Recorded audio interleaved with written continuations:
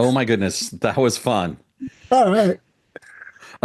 You guys are in for it in a big way. This is a wild ride. Andy Page is an incredibly warm, gifted, and insightful person who's done so much and lived through some serious trauma. And this episode, we talk a little bit about motor scooters. That was a good question you threw in there. I'm interested to see how that plays out through the coming episodes. Yeah. It might be the last episode of 2024, folks. We don't know for sure yet. Playing it by ear, but we're definitely, as we said, coming back for a big, strong season in 2025. Season 5 is going to be amazing. I'm so grateful to be on this road with you, Greg. Yeah. And enjoy this episode. Yeah, with Andy Page. Oh, and don't forget to subscribe, drink adrenochrome cola, and email us. Yeah, and support our sponsors or support our beneficiaries. Sis, hallo? Leven. Stuur zeker wegen them. Yo je iets niet, joh. Sitaki ubenza, anika sinikie. Two outlaws on the lam, taking the back roads through America. You can't drink enough coffee for this show. And now it's time for Monday Madness with the Moped Outlaws, Greg and Mark. Welcome to another episode of Moped Outlaws. We are so happy to be with Andy Page today, actress, podcast hostess, QVC guest host, beauty image lifestyle expert, national TV and radio talent, author, inventor, and president of Girly Go Garter. And that's just what I wanted to put on one 3x5 card, because I'm telling you, I could have done that for 5 minutes. We're so happy to have you, Andy. I am so thrilled. Thank you guys so much for having me. I've been looking forward to this for months. I think we've had to reschedule a couple of times, and I've had you on my I'm doing it list. I keep going back. So I'm so thrilled to be with you guys. Yeah, and Greg's just returned from producing a film. And so this is our first podcast in a while. So I missed you, Greg. Good. Welcome back. How'd it go? It was very tough. It's not over yet. Have a meeting sometime this morning Yeah. But everything's in the can. So that's there we go. Always good. Yeah. Congratulations. That is quite an undertaking. Thank you. Yeah. So Andy is going to be heading out to host another QVC episode right after this podcast. And you also play a character on General Hospital who's a QVC host. Do I have that right? Pearl? Yes.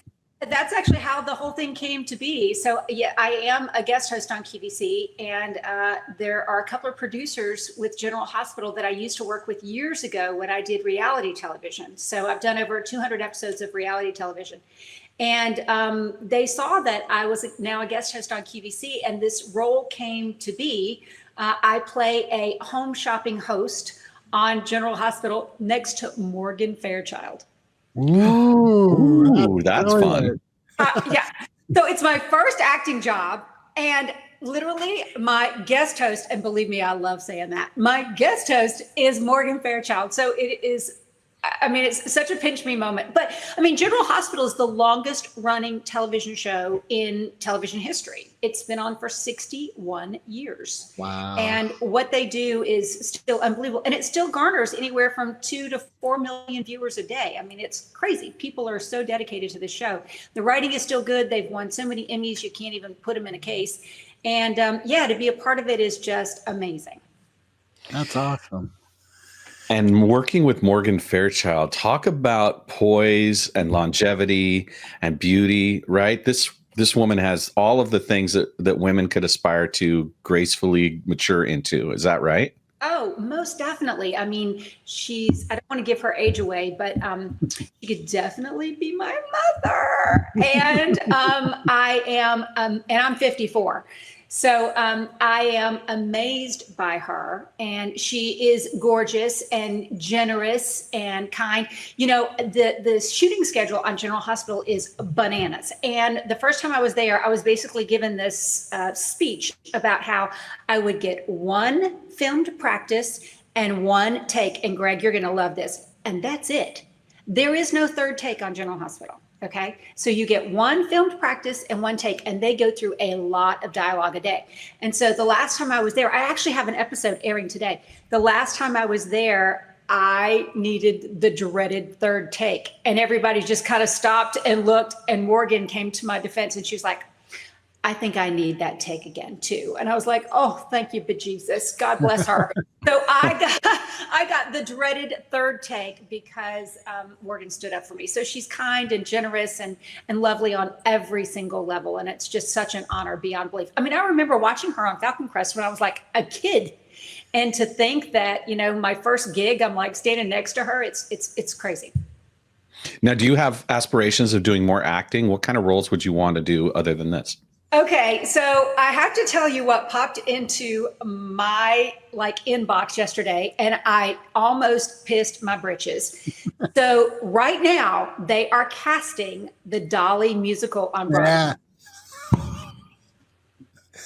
Yeah. I literally got the email yesterday saying, we know you're a big Dolly fan. We think that you should audition. I'm like, I want to audition to be the number one curtain raiser. I just want to be a part of it. I love Dolly Parton. I'm probably in the top 100 fans. I am a top 100 fan since I was a little girl and watched it with my grandfather on Sunday nights on CBS. I love Dolly, and they're now casting. So truly, do I think I could be Dolly on Broadway? Kind of not. I don't think I got the chops for that, and I'm definitely 54. However, if I could literally play any role on that show, you should know I'm going to audition. So I'm going to try. Awesome. Yeah. Are there villains in that story? How do you feel about playing a villain? Are you kidding me? I could villain the holy hoo-ha out of something. Yeah, I could definitely do that. Awesome. So, I'm just going to try just because, the rando email popped into my box and I am not going to say no to that. So you're supposed to create a 1-minute video and then hashtag in your social media, search for Dolly. So, I'm going to do 50 videos and put it up there and see what I can do. So that's my only other aspiration. And it's not even 24 hours old. That's amazing. Well, I hope you have that and many more opportunities to act. And I want to ask you a question. Greg and I have Moped Outlaws is the name of the show, but we actually have not done a lot of moped discussion. So I'm springing a new question on Greg that I want to ask all our guests. Have you ever ridden a Vespa in Milan? Oh, Milan, no. Florence, yes. Oh, wow. Tell us about that. What was it like for you? Yeah. So as you mentioned, I am an inventor. I'm the president of my company. I invented a product called the Girly Go Garter, which is a hands-free purse that you wear on your leg. And we are patented in, multiple countries. And I had the amazing opportunity to do a trade show in Florence.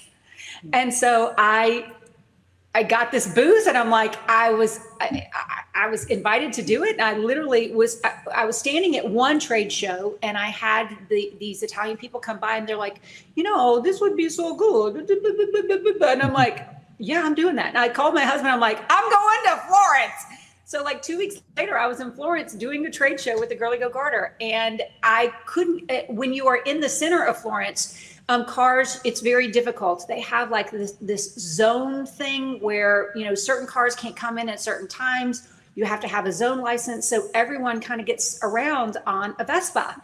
So wow. I rented a Vespa for the week. That's crazy. Nice. That's brilliant. That's a good story. Yeah. A Girly Go Garter would be really essential material on a Vespa, right? Because you have limited storage. Yes, that's right. No purses. Even they do have that helmet compartment in the back. But yeah, there's not a lot of storage. So I did take advantage of my genius invention on the Vespa for sure. And I fell in love with the Vespa. I wanted to buy one but it's just not very practical, with my lifestyle. But I did enjoy it very much. But I also love Moped Outlaw. I think it's such a fabulous name. When I was growing up, I grew up in a community of all boys and they all got mopeds one year for Christmas. Wow. It was the big thing. So mopeds are something that I was raised riding, not a Vespa, but a moped. And I think that they're so cool. I love the name of your show. I think that's fantastic. I'm wondering, with your reality TV experience, I've always heard that reality TV is a misnomer, that it really is very staged and scripted out. Are you even allowed to? Yeah, oh yeah, I can talk about that. I mean, it's definitely not scripted, but it is definitely staged in that, every day you have activities and planned events that, there are perceived outcomes, but you kind of never know, what might happen. I remember very clearly one of the very first episodes of reality television that I ever did. They expected us all to get in a car and to go and do the shopping excursion. And I got a very bad feeling about one of the people in the houses, which of course was supposed to be, right? And I was like, and she took the keys and wanted to drive. And I just thought to myself, I'm not going anywhere with you. I was not having it. I did not trust her. I just got such a bad feeling about her. And so I was like, how far away is the grocery store? And they're like, oh, it's 10 miles. And at that time I was a triathlete. So I was like, oh, that's nothing. Do we have bikes? And they were like, yeah, but we need you to get in the car. And I'm like, no, I'll bike. I'll see you there. So they had to pull together another camera crew and follow me on the bike. So in that way, they thought that they were going to get a certain outcome because they had the car had all the cameras and I was like, no. And then they had to do something else. So it is staged somewhat. But then there is the choice. There's the reality of human beings and choice. And, sometimes people don't do what you think that they're going to do. So the staged part was we were expected to go and do this activity together and they were going to film it. But the reality was I was not getting in the car with her. So it's a little of both. What has given you the strength to stand up for yourself in such a strong manner? Oh, God. Okay. Well, I'm a big God girl. I had a lot of churching growing up. I went to a Catholic school for 9 years where I was in church every morning at 7:30. And then on Sunday, I was in the Baptist church all day long. I'm a high school dropout. And the reason I dropped out of high school is because I had this huge faith and belief that my life was supposed to be something different. And I listened to God every day, and I just walk in faith. I know that sounds, kind of crazy in today's world, but I have a huge faith, and I believe that God is my bud, and he's not going to steer me wrong. And if the inclination hits me, then I'm going to follow it. And so that's kind of it. I mean, I walk with a lot of fortification from the universe and just God. That's beautiful. How has your understanding of your spiritual devotion evolved over your life? You were very educated in the Christian faith and God in the Baptist sense and the Christian sense, but you just said, and the universe. Yeah. So that says there may be some expansion there. And I'm curious about ways that your vision of spirituality has opened up and become broader. Well, I don't believe that God is like the ultimate Santa Claus in the sky, kind of granting wishes. I do believe that there is a collective energy. And I definitely believe that, what you put out into the world, you get back. And I believe in the power of prayer and, collective energy, if you will. So I have seen that happen in my life, and I've definitely seen it happen in my friends and family in their life as well. So, to a large extent, I was raised in the biblical sense to believe in the 10 Commandments and, all the stories of the Bible. But the truth is, I do believe that the energy that we all have is also something that shouldn't be dismissed. And I do believe that the universe and that energetic spirit is something that I've come to also, really, really believe in. I also have this kind of odd faith in, I don't know really where this comes from. So if someone does, I'm happy to listen. But so I had a twin sister. So my twin sister has been gone now for almost 25 years. She murdered her boyfriend and she killed herself. On November 17th in the year 2000. We were 30 years old. And yeah, it was hard. But I will tell you that from the time I was very young, I had an inclination that she was not long for this world. And I really mean that. She was just uncomfortable in her skin. And I started to formulate this theory that, your soul is not, your soul can only be happy in heaven once it's learned all of its lessons on earth. And so like your soul comes back to continue to learn all of its lessons. And then once your soul is ready to enjoy the beauty, the magnificence, the splendor of peace in heaven, then you can be at rest. But until that time happens, your soul kind of comes back and you learn more and more lessons. And I know this is crazy, but I just think that, not that my soul is ready, but I just think that I've learned a few more lessons than others. So I just have a deeper faith. I have a deeper understanding. I had wisdom when I was very young. I can remember my grandparents and parents asking me questions and looking for my opinion at like 6 and 7 and 8 years old. So I know that sounds odd and very woo-woo, but like I said, it's just my own formula. And I have this faith, and I just believe in having a big life and experiencing everything I possibly can now. I'm determined to live to be 100, so I don't believe that I'm even halfway finished. But I hope I'm answering your question, because I know I've kind of... Oh, it's beautiful. Yeah, for sure. And Greg and I are both fans of and students of a book called A Course in Miracles. Have you ever heard of it? I have, yes. Have you read it? I've read excerpts because I believe they also did video versions, right? Yep.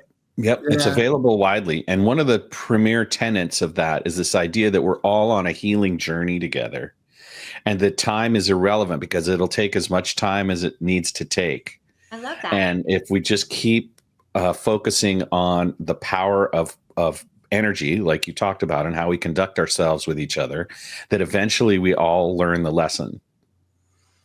I love that. Well, obviously I'm so glad you told me I need to do a deeper dive into this, because it seems like it's aligned with a lot of my notions. I think you'll find it very, very inspiring. It definitely inspired Greg and I. And I come from a very mixed spiritual background. So, my dad's a Catholic, my mom was a Buddhist, like all kinds of Hermeticism, all kinds of different things. So to me, it's just confirmation of the way Spirit, God, whatever name, Yoda you want to give it, puts their face to us so that we can digest it and be available for the evolution that it presents to us. What were you going to say, Greg? No, that just sparked in me. I went to a Bible study when I was at SF State, and one of the things I really appreciated was hearing that the Holy Spirit speaks to individuals in a manner they can understand. So like one biblical phase might have some meaning for you that's different for me. And I appreciated that learning and understanding that. Yeah. Yeah, me too. I love that. It's nice. It sounds like you were inspired to create courageous action, and you followed that throughout your career. This idea that your nose knows where to go, right? So how did you end up as part of Celebrity Apprentice? Oh, okay. So very interestingly, another crazy thing that happened to me in my life is, I guess it's like 14 years ago now, I cut off my right foot. Whoa. Yeah. Damn, man. You got some stories. I know. So, I've always, as you mentioned, I've been this courageous girl. And so I started dating who is the man who's now my husband. And he took me to this amazing beach club called Elephant Rock. And Elephant Rock is a beach club where there's this big, huge rock that's in the water. And people go and play on it. And they jump off the butt of the elephant and into the water. And I sat on the shore and was like, oh my gosh, that looks so fun. And my then boyfriend, now husband, said, that's crazy. People, get hurt doing that. I don't think you should do that. And I looked at him like, I don't know about you, but I'm not, I don't live my life holding up the wall. I'm not a wallflower. I'm going to do it, And sure enough, I stood in line and I did it wrong. So I jumped off the back of Elephant Rock and kind of missed the water, and the rock severed my foot. So this is a long story to get to how I got to Celebrity Apprentice. As you can imagine, I was pretty mad at God. I was 5 days away from going to film the next season of my show at the time. And I just couldn't believe it. I was like, I've been a good girl. I've done everything I was supposed to do. Like, how is this like a possibility? You should know I caught my foot. My foot is back on. I've been through dozens and dozens of surgeries, and I'm doing really well. That in itself is that is a miracle.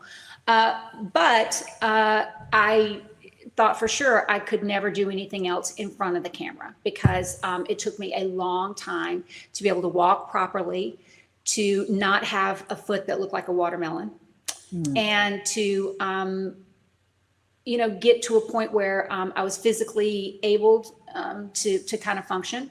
And I had the opportunity to kind of bring my book to life and put a lot of my my theory that you don't have to spend a fortune to look like a million into practice with a client that I had. At that time, I was a stylist and a makeup artist and kind of a counselor of style for Lisa Lampanelli. And Lisa Lampanelli is a comedian that I worked with for years. She had the opportunity to do Celebrity Apprentice, and she's like, I'm not doing it without Andy Paige. And so then that led to me getting hired, and then me basically starting to develop and practice my skills of really having all of these B and C and D level celebrities up-leveled, teaching them, skills. And then I became lead hair, makeup, and wardrobe on Celebrity Apprentice. So how long did that take you? That sounds like a long journey. Yeah. I suppose, I cut my foot off, and then I wasn't gonna, I know, right. And then I didn't think I could do anything in front of the camera. So I was doing more behind the scenes things and helping. So, I guess it took a couple of years. Yeah, maybe. Wow. And one of the things that was part of that journey is that you made it, you were appointed budget bombshell by TV Guide, and you've learned how to take this idea of beauty and how we present ourselves and make it accessible beyond the idea of having to spend thousands and thousands of dollars on hair and makeup and that sort of thing. So was that part of why it worked so well for you? Was that you were able to right size the budget for Celebrity Apprentice and create results like that? Yeah, without a doubt. Every show has, no matter, how expensive it is, there's a budget. And when you have 18 celebrities who need wardrobe every day, there are a lot of factors that come into play. So that's certainly, but I wrote the book actually as a result of, all of my makeover experience in television. Because when I was on reality television, that's basically, if you remember, in the early 2000s, late 1990s, early 2000s, makeover television, that's what it was all about, right? There were so many shows, and a lot of the shows that I did, that's also what I was doing. I was teaching women how to look like a million. I was teaching women how to look 10 years younger. And so my book is called Style on a Shoestring. And it's about all of the lessons of, coming up as, not underprivileged, but, as someone who lived with the budget in Alabama and then moved to New York at 17 and, had to appear and give the applied value of me having more money than I actually did. So just all the tips and tricks from, growing up the way that I did to moving to New York and having no money, but always needing to look like I was on top of my game. And then taking those tips and teaching them to all the women in the reality makeover shows that I did, and then applying them, like you say, to the ultimate boardroom with Celebrity Apprentice, and working with, all of them, shall we say. Yeah, those kinds of personalities have a lot of, they're big personalities, and getting them to sit still long enough and then agree to certain things. Because when they're sitting in the chair with the light bulbs, they look a little bit more, it's more heavy painted really than when you get in front of the camera, right? And so you were part therapist too, weren't you? You were part coach, weren't you? I've definitely done my fair share of that. I mean, when someone reaches out because they want to, have a makeover, if you will, or want to change something, I always say change comes in one of two ways. You can either do it from the inside out, or you can do it from the outside in, meaning both have to change. Because the reason that I worked in a show called Starting Over, and I worked with women once they were at the end of their starting over process, is because, you can do all of this internal work and you can make all of these changes in your life, but you really need to have a visual representation of change so that everyone around you can be put on alert that they can expect something different from you. Because if you don't change the outside, you only change the inside, then it's much harder for everyone around you to accept what's happened. But if you change the inside or you change the outside, then everybody knows that they can completely expect something different. And so that's one way you can change, but you can also physically change someone's outside, and that gives them the confidence and the courage to change the inside. So it can happen one of two ways, but both have to happen. So when you come to a show like, Celebrity Apprentice, you're obviously most of these celebrities were looking to up level, to be seen in a new way, to be perceived in a new way, to pitch something new. So most of them were eager to figure out how, they could ultimately, take things to the next level, be seen in a new light. And so that, for the most part, they were kind of open, if that makes sense. Yeah. I have a question that's potentially explosive. Spit it out, Greg. I'm wondering, with your experience on Celebrity Apprentice, do you have any insights or experiences that are positive that the country as a whole could carry forth with our new presidency coming up in January? Without a doubt. I do. I have both positive and negative, but I will be more than happy to talk about the positive. The positive is, let me just tell you that the crown jewel in that family is definitely Ivanka. She is an incredible human being. I have so much respect for her. And I really think that she is undervalued and that society has kind of put her in a box. And so I just would love for people to really recognize how amazing she is. She knew everyone's name. Everything about her is above standard, without a doubt. And you should also know that Mr. Trump surrounds himself with amazing people. And you might not see all of those people, but he really does value opinions. I know that a lot of people wouldn't believe that. My experience with him was that he wants the best of the best around him, so that he can lean on, expert opinion when necessary. And if you are an expert, then he is going to acquiesce to you. That has been my experience. So in many ways, I have relied on my experience to put myself at ease, to put my friends and my family at ease with, anything that they might have worries about, because it has been my experience that he really does. I mean, there might be some outward people that are at the forefront, but behind the scenes, he's still going to surround himself with some really, really amazing people. So I don't know if that can help put you at ease, but it has been my experience. It's good to hear. Yeah. Who taught him the long tie trick? Not me. But you know what I mean, right? Of course I do. Mr. Trump has his own crew. So I, of course, interacted with him, but I never dealt with his wardrobe or his image at all. He had his own crew. You know what I mean by what a long tie does for a man, right? I do. It was not me that taught him that trick. You said yes, Mark. Did you listen? Apparently not. I want to talk more about it. I think I need my own long tie. Yeah, I think so. I'm also curious about, sort of a knee-jerk thing that I hear is that the surface look of someone is surface, and there's no depth to it. But I just heard you say that actually our physical appearance is very important to who we are and how we present. And I'm wondering if you could expand on that more, especially I have 2 young daughters.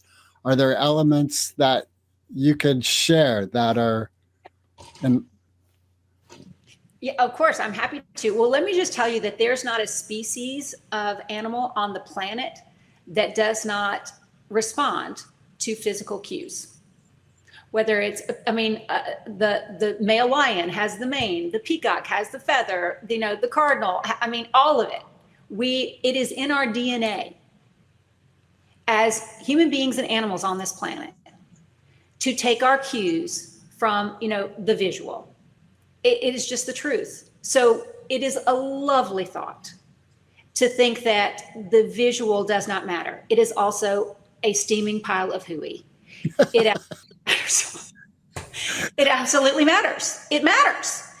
And so what I tell everyone is that most judgments about you are made within the first 3 to 5 seconds. And you can spend minutes, hours, days, years trying to unravel that 3 to 5 seconds if it is, wrongly judged. Or you can put your best foot forward every day, show up as your best self, take the extra, little bit of time a little bit of effort that it takes, and, recognize that until we are all robots, this is still in our DNA and it matters. And, the other thing that I tell my girls, because I have 3 amazing stepchildren that I cherish, is that most of the time, good choice, good organization can all happen in less than a minute. It takes less than a minute to choose something that's colorful, to choose something that is, a little more presentable, to put on a better pair of shoes, to, choose a better handbag. Most of these choices are under a minute's worth of effort, but the result in how you are perceived, the respect level that you receive, and, what you are saying to the world is invaluable. no, it's great. So take that extra second, make a better choice. Right? It doesn't take that much time. The difference between unorganized and organized is usually less than a minute. Yeah. Yeah. Brilliant.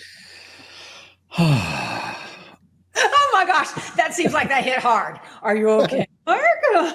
I am. I'm about to tell you something very vulnerable. Oh, okay. Last night, I had a dream. This is always a great way to start a sentence, right? Yep. Get ready. Hold on to your hat.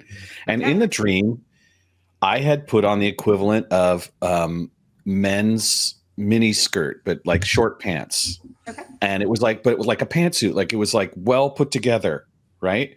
And it occurred to me, like, 1, what the hell was that dream about? And then number 2, I'm like, all right, if I feel brave enough, I'm going to ask Andy why she thinks men don't wear professional looking, well cut things that show off their legs. I don't know, because I love men's legs. Right? Yeah, no, I really do. And I actually love the, like in Bermuda, there are men who wear short suits all the time. And I find it so attractive. And I also love a kilt. I'm like down for a kilt. I would guess it probably dates back to something in some sort of protective gear. Because when you think about history, men wore pantaloons with socks. So they wore pantaloons that came to their knees. And I'm thinking about, European history, a lot of the kings. And then we started wearing pants. They got longer and longer.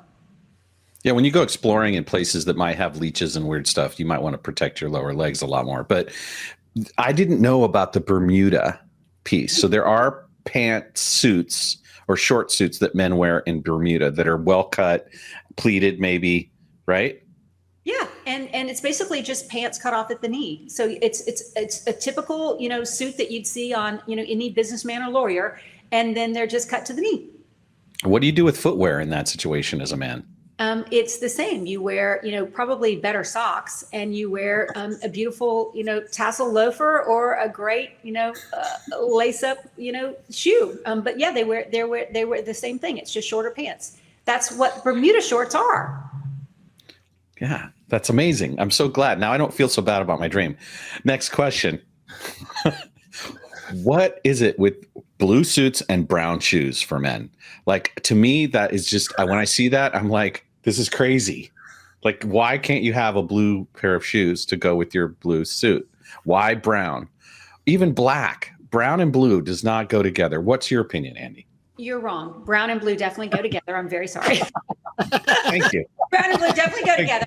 As a matter of fact, I've often, the other thing that I do is I teach women about dating. I do a whole dating thing. And so I'm always telling girls that they want to look for the blue brown guy and not the black red guy. So, you can wear black shoes with a navy blue suit. There's not a problem with that at all. But there has been a movement towards the richness of a cognac shoe with a cognac belt, something, really, really beautiful. And I think they look fantastic together. So I'm sorry that you don't like it, but blue and brown absolutely go together. For sure. Got it. Well, and it's interesting that you keyed in on that as part of your dating advice. Tell us why you go for the blue-brown guy instead of the black-red guy. Well, because, anyone that wears a little more brown, they are grounded. They are definitely, someone that's a little more focused and rooted. The blue guy is someone who, it's more serene. He's more calm. He's more peaceful. The red-black guy, he's a little more of a hellion for sure. So, you can tell a lot by how a guy shows up on a first date. Definitely. And whenever I'm coaching men on, how they need to show up on a first date, it's always blue-brown. No doubt about it. We go blue-brown all the way. Huh.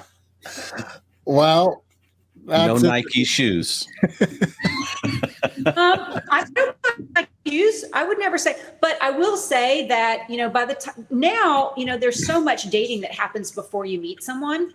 Yeah. There's a million texts, there's FaceTime, there's all this stuff. So by the time, if you're ready to show up on a date, then you need to bring your best self. And so, and that doesn't mean that you can't wear jeans, but I don't think there's anything wrong with, I always encourage every man and woman to have 2 dating outfits, your first dating outfit, your second, so that it's like your go-to, you don't have to question it. As you are getting prepared to date, you have your first 2 dating outfits ready. They're the same ones that you wear on every first date, every second date. And I think depending on the date. I mean, if you're going on a hiking date, of course you're going to wear sneakers. But if you're, going someplace else, I do think that, you want to put a little more effort into it. What would you differentiate from a relationship and presenting yourself dating to now you're married and you have stepdaughters? What do you think are some key differentiations of relationship in those 2 areas? I don't think you should ever stop dating, Greg. I don't. I mean, my husband this morning, brought me, my protein drink, and he was outside, cleaning my windshield because I've got to do a mad dash to QVC. And last night we drove in my car and he's like, oh, this windshield. So, I mean, I just think that there are small considerations, and we had a date last night. I don't think that we should ever stop dating if we want to be in love forever. So that would be my thought. That's beautiful. I love that. I agree with you, Andy, for sure on that one. And I guess I'm going to get some brown shoes. Yeah. Oh, yeah. And a short skirt. No short skirts for me. I don't. I mean, I want you to think about something that looks rich, like a beautiful glass of whiskey. Mm-hmm. That will look modern and fresh. Have you seen these new dress sneakers for men? Have you seen any that you think are great? Yeah. Yeah. I actually think Cole Haan does a fantastic job. So if you want the hybrid, I mean, I as a matter of fact, I just got some from my husband last week. I should say new ones, because he loves them. He wears them every day. So yeah, no, I love a hybrid. I think it's a great moment, and there are really amazing men's shoes out there. But the thing about fashion that I think people get so caught up in is, the word comfort tends to be, the only word that anyone is willing to cling to when it comes to fashion. And the truth is, you don't have to sacrifice it. I mean, there are so many fabulous options you just talked about, like the hybrid sneaker, loafer, whatever it is. So there are beautiful, on-trend, fresh, fabulous, and cost-effective options that are extremely comfortable, that look great. So you don't have to wear styrofoam, foot buckets everywhere you go. There are, and by a styrofoam foot bucket, I'm talking about really ugly sneakers. There are fabulous options out there. So yeah, no, I love them. I was really sad when we moved to away from the double-breasted suit jacket as men. And I noticed that I've been seeing a few more at some of these larger, red carpet events. Yeah. Do you have an opinion on whether you prefer a double-breasted or a single double-button suit jacket on men?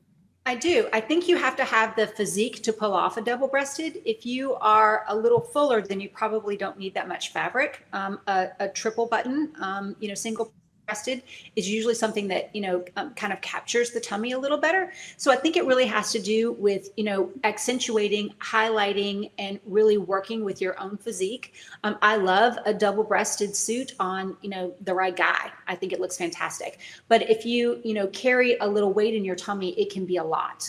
I really, for me, it comes down to, how can I empower your physique best when I'm helping people decide things like that? Got it. With your foot injury, this is a particularly relevant question to me. So many high-heeled shoes are considered the epitome of style for women.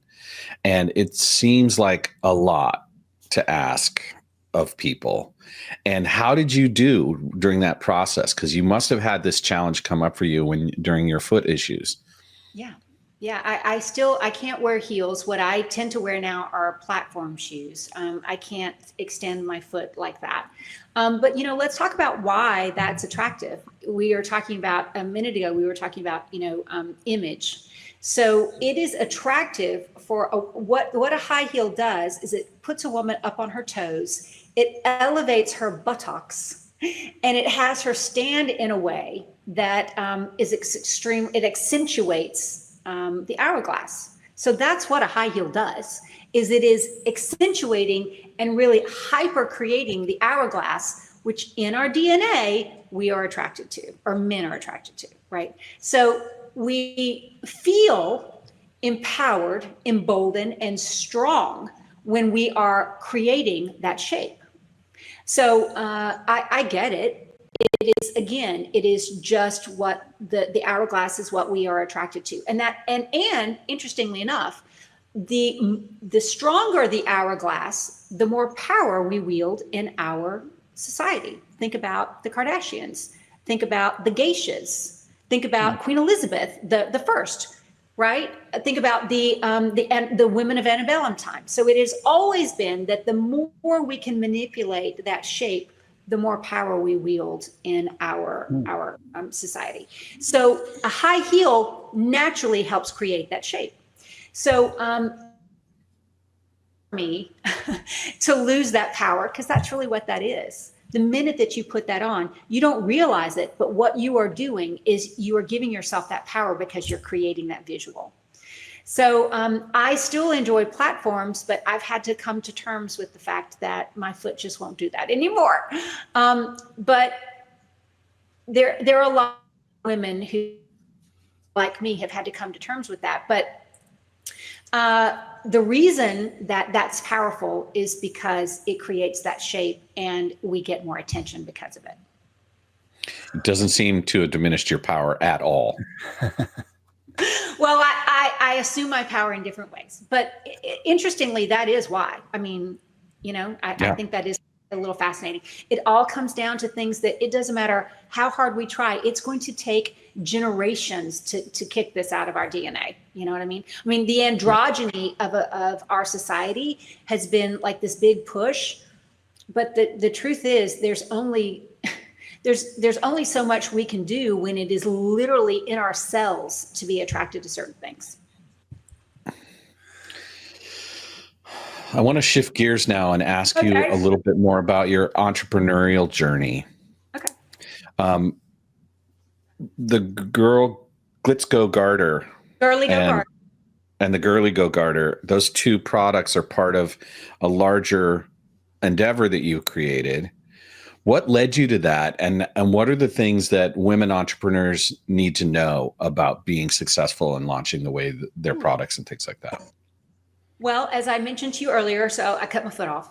And while I was in the hospital and still under like morphine, and they had not even reattached my foot yet, I was hallucinating really bad. And as I mentioned, I had this huge like battle with God. And in my years of experience in reality television, you know, when I first started reality television, there was not any sort of union. And so it would not be uncommon for me to be mic'd up for 16, 18 hours a day. What? No. And wearing a microphone on your bra for, 6 weeks at a time, 6 to 7 days a week, I started to get water blisters on my back. And every time I would just be like, oh, is there anywhere else I can wear these things?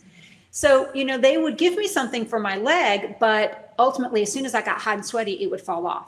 So on my last reality show, I created, something that would wrap around my leg, that would hold my transmitter. And I had fashioned it with like some cut up bras and some workout clothes and like a hot glue gun. And, I knew I had the kernel of an idea, because even audio was like, oh, like, could you make us more of these? And I thought, oh, okay, well, that's interesting. Well, here I am in the hospital, right? I've cut off my foot. They don't know if they can get it back on. I'm screaming at God.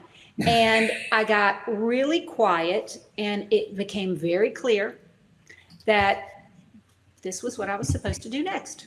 And so within like the first 10 days, I stopped taking any medicine that would make me sleepy, or medicine that would, make me drowsy.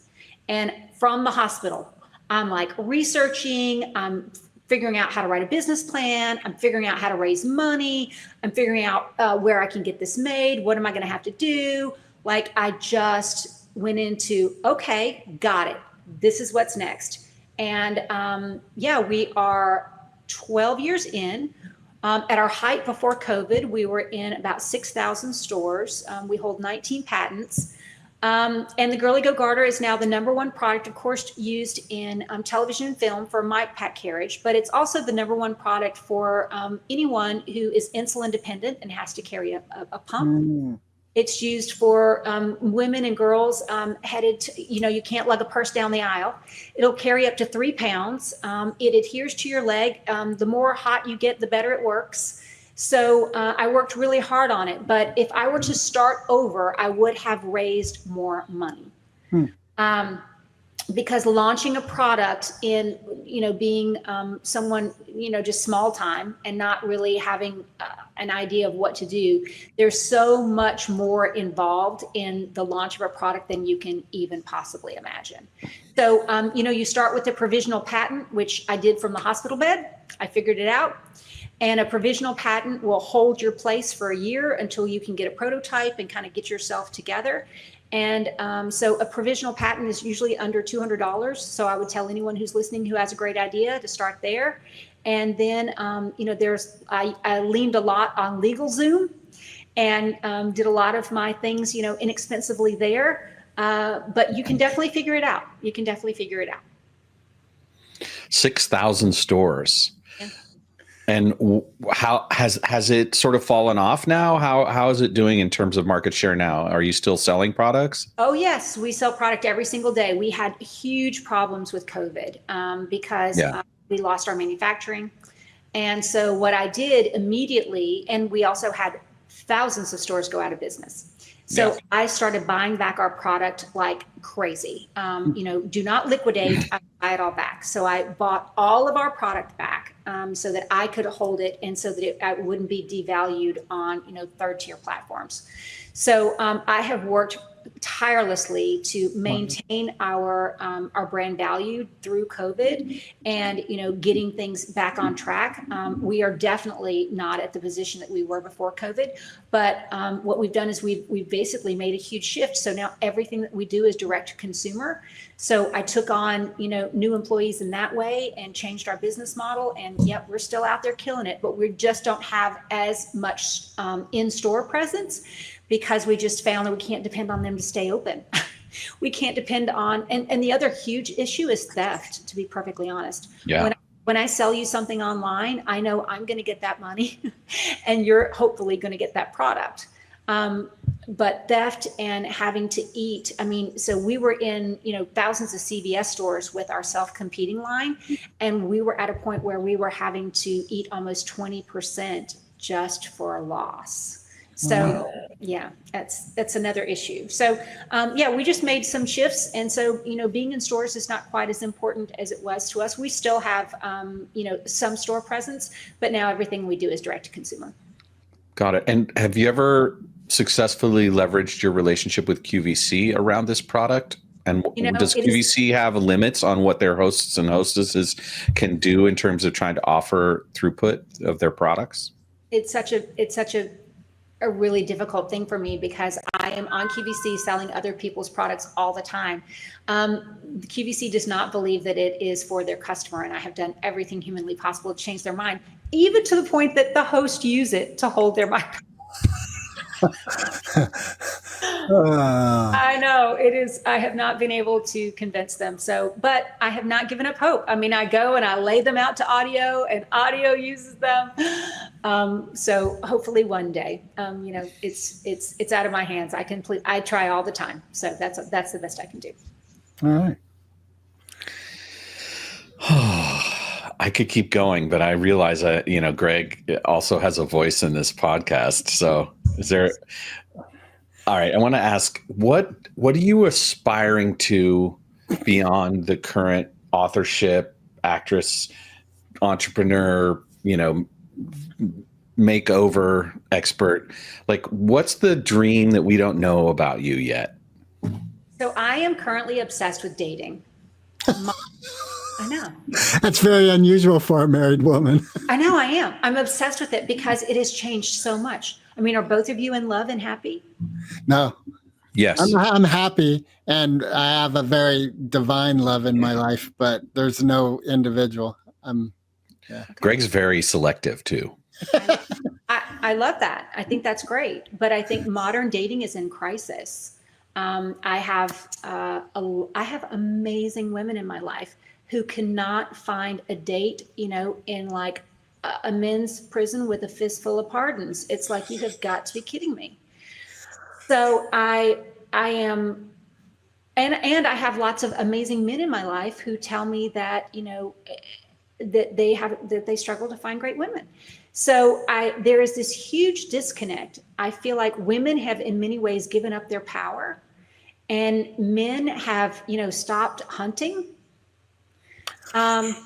So it's kind of the quiet quitting of relationships. No, but I think there's also this, like, as you both know, because you're both in committed relationships, there is challenge in relationship. And I'm 62. I think there's an element for all of us when we get to a certain age, if we've been single for a while, we get used to the autonomy of I can do what I want when I want. And I like that, which should be present in a relationship as well. But it seems like there's more, I don't know, give and take. Yeah. I mean, you have to want to be in a relationship for sure. Right. That's kind of what it's about. But, I believe that a relationship is not, like this. A relationship is more kind of like this, if that makes sense. It kind of overlaps a little bit. Right. I don't think you have to be on top of each other. I think that, if your life comes together 60% and you've each got 20-20, I think that's great. So, but, it sounds like you've had a hard time finding someone to come into your life in a comfortable way. And that's exactly what I'm talking about. Yes. And I have 3 children from an ex-marriage. And so I definitely devoted my time to them. Now they're all, like, the youngest is 19. And so. Yeah. Well, so this is my obsession. What has happened? What is going on? Why are we not mating? I mean, I have 2 beautiful 18-year-old, daughters. They're twins, which is a God's gift in many ways. And they've never even held hands with a boy. Like, they've never even kissed, like nothing. And I'm like, what the heck is happening? This is bananas, right? So I have been doing a deep dive into modern dating, into a lot of the problems. And so I have created my podcast, The Dating Lab with the Hillbilly Yenta, which is what my husband calls me. And so my next big passion project is all about trying to figure out how to mate and relate. So my theory is that we don't have the former social structures of ritual dating anymore, like dances and things that my father and mother's generation and me to some extent had. And that we also don't teach men and women particularly well how to go about courtship rituals, right? So it sounds like you agree. You're nodding your head. So let me ask this question. What is it that the women who don't think they can find the proper partner in men, what is it they're looking for in men? What do men need to do more of to show up better? I think they are looking for masculinity. And I think that unfortunately society has given masculinity a negative connotation. You know, toxic masculinity is something that just drives me nuts, that term. Because I think what women want to feel chosen, women want to feel pursued, women want to feel special and, you know, revered, and they want a man. And men are very confused because they are not hunting, they are not pursuing. And so as a result, you know, women are having to do all the work. And, you know, I think women also have just a crazy expectation of finance, and men have a crazy expectation of sexual promiscuity. And I think there's just so many disconnects. But if there was one thing that I think that the women in my life who are amazing are looking for, is its true masculinity. So masculinity is an energetic quality. What words could you use to describe that masculinity without calling it masculinity? What are those traits more in a deeper level? A hunter, someone who is willing to pursue, to protect, to care for, to provide for, to protection, provision, warriorship, huntership, right? For sure. Anything else? What else? Well, if I were, I don't know that this is masculine, but, you know, honor, definitely honor. Right. Yeah. So keeping your word is really big part of it. I definitely think so. Yeah. Yeah. You know, I don't know that that's really something that's taught anymore.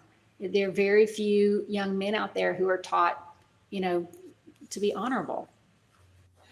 So I don't like doing this very often, but occasionally I do. I actually work as a coach with this particular problem consistently.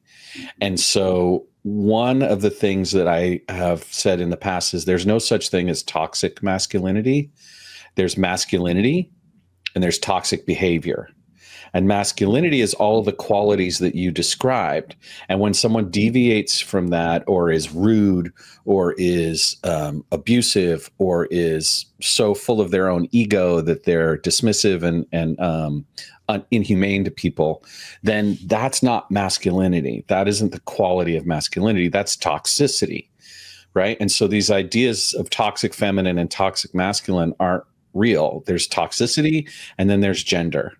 And that's kind of my viewpoint on it. And this is a passion of mine to help men show up better. And so it's really validating for me to hear what you said, because it aligns with my point of view. So thank you for that. Yeah. And that was a butt clench. Yes. You're totally right. Like 1,000 levels. And I think we need to hold toxic behavior accountable. It's destroying dating as well. But it's not what happens is men's masculinity, they get identified with it. And then when you call it toxic masculinity, you're attacking their identity. And that puts up all the barriers to wisdom and learning and growth, because it's not about the masculinity that's the problem. It's the toxicity. So we need to do a better job of communicating what that looks like, talking over people. And something else you said men's expectation of sexual promiscuity. Are you open to a modification of that? Sure. Because promiscuity is about numbers, right? But I think men's expectation about the way women perform in the bedroom, like they're expecting women to do certain things at a level that they're being trained by pornography to expect from women. And that's not real connection. That isn't where romance and eroticism live for women, right? It's not the thing that they're finding on Pornhub. And so that's another thing we need to help.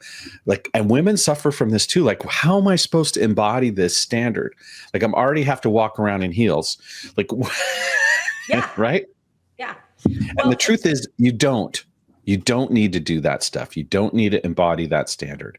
We need to be better human beings to each other and explore. Because I know when I was 17 and 18, like, I was very happy for a very simple kinds of erotic expression. And as I've grown older, I've gone through phases. There was a point where got a little complicated and I wanted more, wildness, we'll say. Right. But as I've matured, I've come to realize that actually just knowing that she wants that kind of touch is enough for me. And I think if we operate from that point of view of what does my partner feel like experiencing? What's the kind of touch they want?